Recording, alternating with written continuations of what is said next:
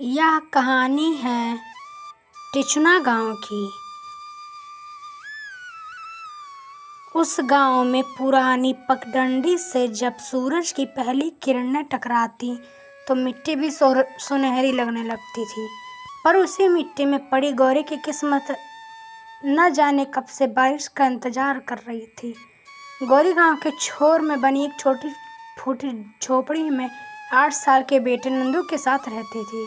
उसका पति 2 साल पहले शहर में मजदूरी करने गया था, फिर कभी लौटा नहीं।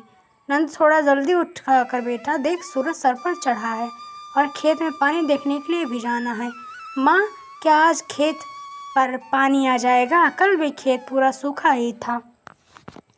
हर दिन की तरह आज भी उम्मीद रख बेटा, सब्र रख, बारिश भी आएगी और हमारी मेहनत भी रंग लाएगी।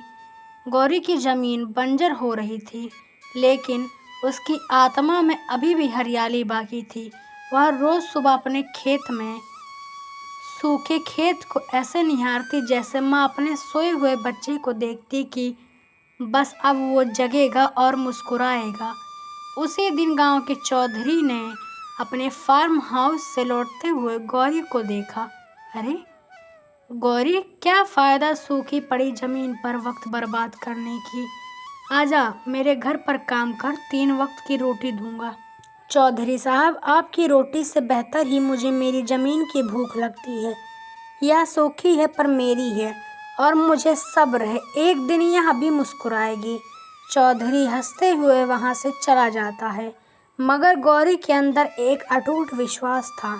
वह जानती थी कि किस्मत को धक्का देना इतना आसान नहीं, उसे थाम कर चलना होगा। और वह चलती रही। हर सुबह हर शाम उसी खेत के किनारे बारिश का इंतजार करती। 3 हफ्ते बीत चुके थे। आसमान में बादल हर दिन मंडराते, मगर बरसात नहीं होती।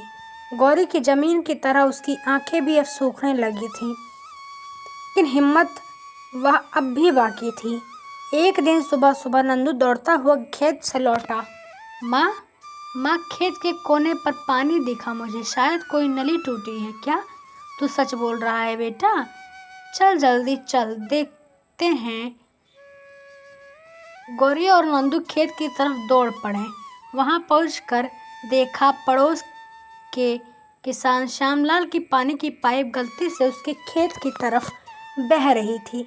गौरी की आंखों में चमक आ गई, लेकिन तभी श्यामलाल आ पहुंचा। अरे, मेरी पाइप किसने घुमा दी? सारा पानी इधर ही बह गया।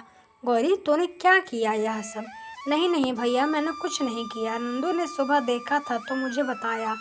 तू तो जैसे हमेशा दूध की धुली रहती है।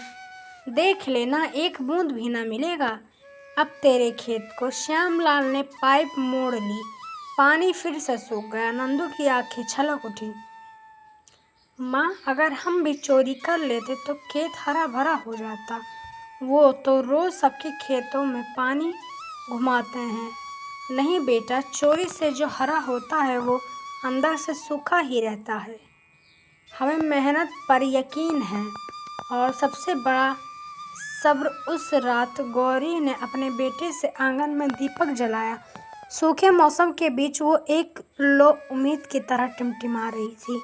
हे प्रभु, तू देर कर सकता है पर अंधेर मत करना। मैं तेरे फैसले का इंतजार करूंगी।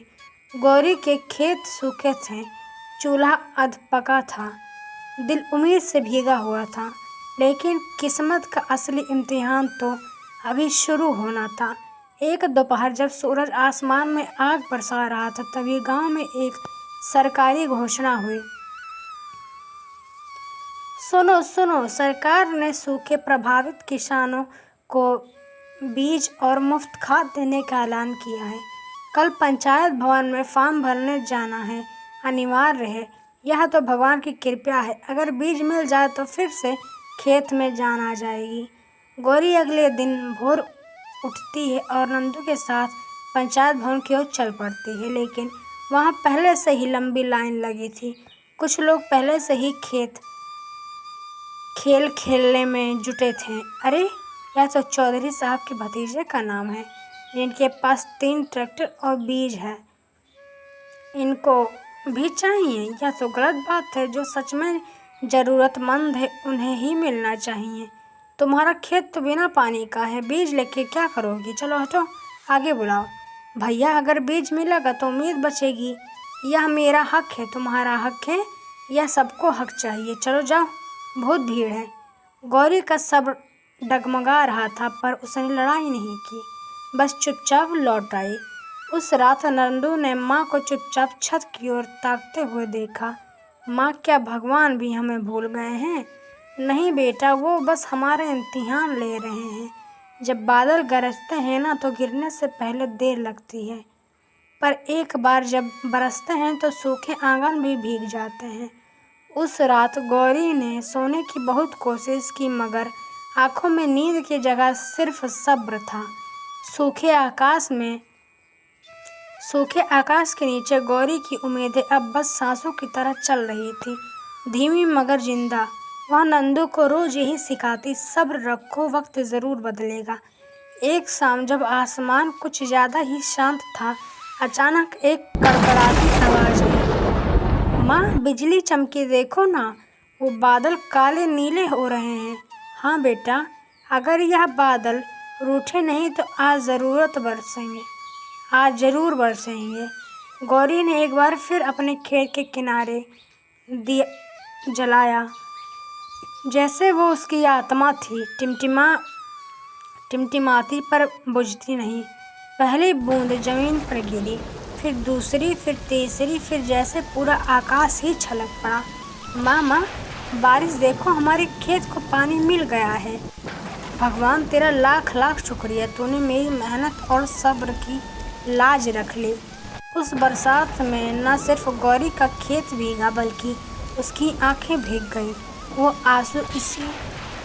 आंसू किसी हार से नहीं थे, वो जीत का पहला मोती था।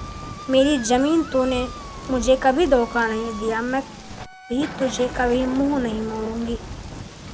गांव के लोग अनछे छपरों को छुपे थे। गौरी और नंदू खुले आसमान के नीचे नाच रहे थे, जैसे बरसात उनके लिए कोई वरदान हो।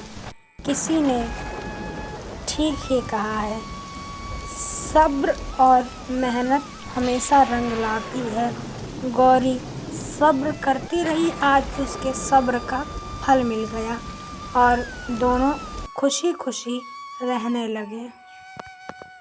अगर आपको हमारी कहानी पसंद आई हो तो लाइक, सब्सक्राइब करें और कमेंट करना ना भूलें।